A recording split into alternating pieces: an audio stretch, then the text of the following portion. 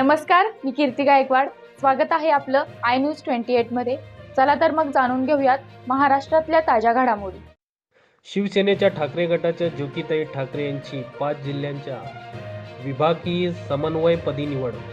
वाडा तालुक्यातील चिंचघर या गावच्या शिवसेनेच्या ठाकरे गट उपनेत्या यांची शिवसेना उद्धव बाळासाहेब ठाकरे पक्षाच्या संभाजीनगर, जालना, परभणी, नांदेड, हिंगोली या 5 जिल्ह्यांच्या विभागीय समन्वयपदी पक्षप्रमुख उद्धवजी ठाकरे यांच्या आदेशानुसार निवड करण्यात आली आहे.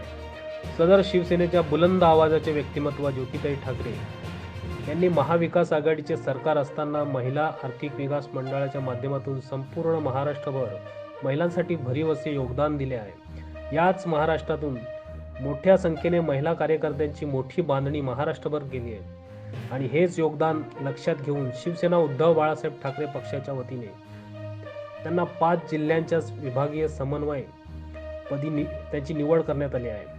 त्यांची निवड झाल्याने पालघर जिल्ह्यासह संपूर्ण महाराष्ट्रभर शिवसेना कार्यकर्त्यांमध्ये त्यांच्यावर अभिनंदनाचा वर्षाव होत आहे. वाडा प्रतिनिधी सचिन पाटील, इंडिया न्यूज 28 यांची रिपोर्ट.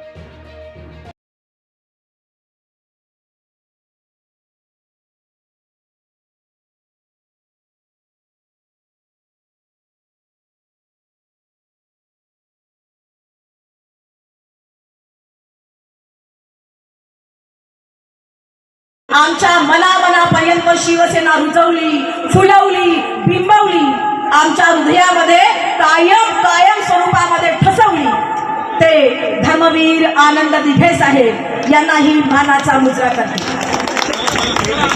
शिवसेना उद्धव बाळासाहेब ठाकरे या पक्षाचे सन्माननीय पक्षप्रमुख माजी मुख्यमंत्री माननीय उद्धव बाळासाहेब ठाकरे या पक्षात सुमारे 250 ते 350 कार्यकर्ते, शिवराय, राष्ट्रमाता जिजाऊ, ज्ञानमाता सावित्रीबाई फुले ज्यांनी तुम्हा आम्हा सगळ्या बहुजनांना माणूस म्हणून जगण्याचा अधिकार दिला, ते संविधान करते डॉक्टर बाबासाहेब आंबेडकर आणि छत्रपती शिवरायांच्या नंतर मराठी माणसाच्या मनगटात ज्यांनी ताकद निर्माण केली, एक वेगळा दरारा निर्माण केला, एक जरब निर्माण केली आणि केवळ महाराष्ट्रात नव्हे, अखंड हिंदुस्थानात नव्हे, हिंदुस्थानाच्या बाहेर ज्यांनी ही जरब ठेवली, ते तुम्हा आम्हा सर्वांचे लाडके दैवत हिंदुहृदय सम्राट शिवसेना प्रमुख बाळासाहेब ठाकरे.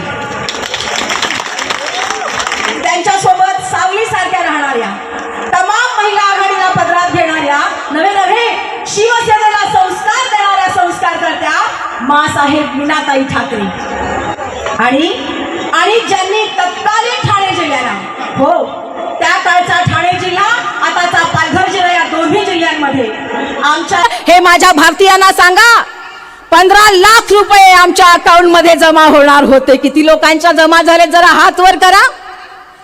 15 लाख रुपये. अहो, होते नव्हते ते सुद्धा नोटाबंदीमध्ये गेले. जमा व्हायची तर गोष्टच लांबची. 2 करोड नोकऱ्या आम्ही दरवर्षी देणार. 7 वर्ष झाली, 14 करोड नोकऱ्या द्यायला हव्या होत्या. अहो, ज्या होत्या ना त्या पण लोकांच्या